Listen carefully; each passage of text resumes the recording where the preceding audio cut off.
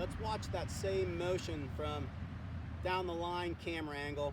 I took a video from this front camera angle a little earlier and talked a little bit about it. Let's talk a little bit about it from this camera angle. Of course, depending on where the camera is situated and whether your angles are good, and that's why I use this alignment stick, because you can see it's coming right down the center of the video camera. That's important because my hands are coming through here, which should show good angle of attack with the club head. So if you can see, if I turn my body this way, if I come into the camera angle or the ball from the angle that I want, the entering and exit points of the golf club aren't going to look good. They're going to look off. So how you videotape things is critically important to how you visually see it, and also how you talk through it so that you can fix it correctly.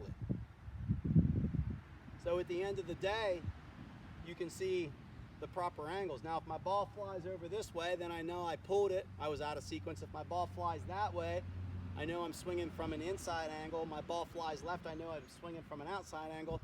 If my golf club swings on path or plane on a circular motion, and it's coming into the ball, now my body's also detrimental to that. If my body ends up tucking forward, then I have to pull it or push it, which is not necessarily a good thing.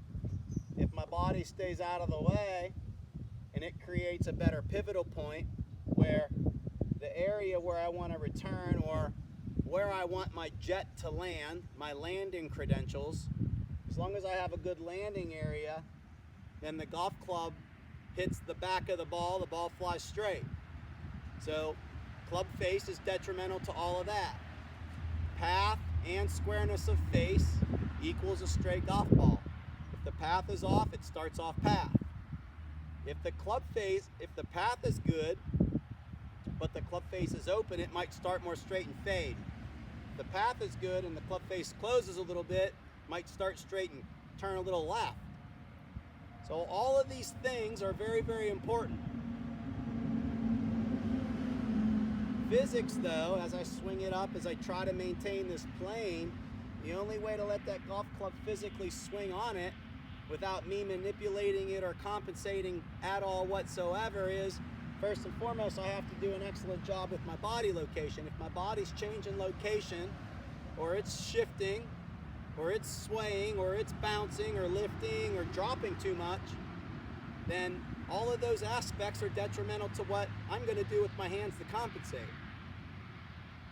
If I stay in good, proper positioning with my body, and I don't force the golf club, and I let everything swing with some momentum, I have a much better chance for a head-on collision.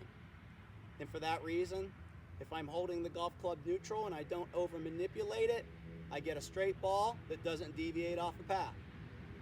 Everything you have to look, and there's where your PGA or your local PGA teaching professional like myself comes into play, because I have to be very critical at how I watch all of these angles and how everything takes its place to begin with, and how it takes its place when it's actually in motion swinging.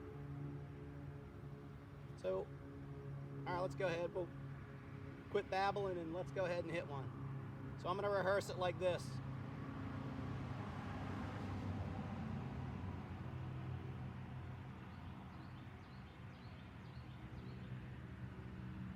All right, here we go.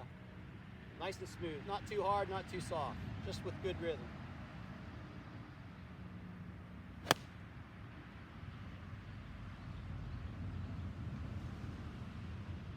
So not too bad, very straight ball.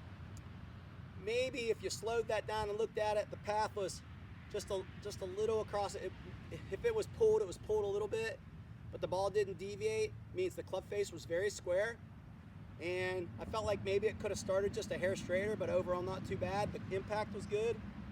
And I felt like I had pretty good lag time, good body motion, and then a nice simple release. And the release is a benefactor to allowing it to release properly. So how do the hands release? Well, here you have to be careful how you talk through things, but the hands, if the body's back and the pivotal point's moving and the arms and the hands are swinging and everything's moving, then you should have some lead time with a shorter club. The shorter the club, a little bit more lead time, which means the shaft should lean. Okay, when the club gets longer, if I have good pivotal point, now I might not shift the pivot point quite as much forward because my stance is wider. When my stance gets wider, I don't have as much, maybe quite as much lateral shift. If my base gets wider, then my center stays more centered, but because the ball's forward, the golf club has a little more travel time. I would say, if anything, when I get there, I'd like to see my left arm and the shaft more in line. And I think if that's happening and the pivot point's good and you have enough hip lead time and the shoulders and the arms and everything are more square when you get there, you're going to hit the ball really straight with your driver. And I mean, I don't want to change the understanding of the technique swing when you're going from short club to longer club. I just want to make sure that everything's functioning and sequencing cleanly and the body maintains its posture and positioning well. And if you do that, clearly you're going to have a great ball. I mean, the ball's going to go straight and straighter, and that's all what we want. There you have it. That's enough babbling for one day. Have a good one. We'll catch up with you all later.